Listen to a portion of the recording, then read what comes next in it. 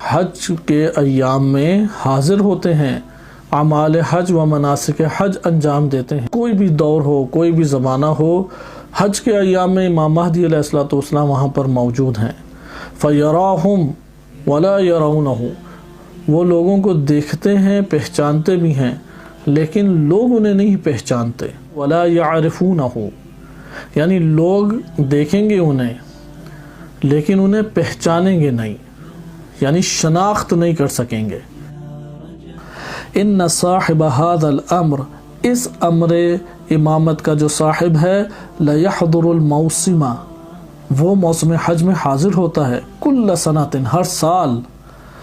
فَيَرَى النَّاسَ، وہ لوگوں کو دیکھتے ہیں، وَيَعْرِفُهُمْ، اور وہ لوگوں کو پہچانتے بھی ہیں، وَيَرَوْنَهُ، اور لوگ بھی انہیں دیکھتے ہیں اور لوگ ان کا دیدار کرتے ہیں۔ جیسا کہ ادھر ہمیں پتہ لگ گیا وَلَا يَرَوْنَهُ سے مراد یہ نہیں ہے کہ مشاہدہ مراد نہیں ہے الکافی میں، بلکہ معرفت مراد ہے۔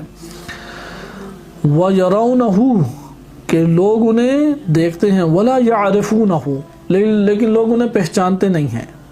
امام زمان علیہ الصلوۃ والسلام کا دیدار کرتے ہیں۔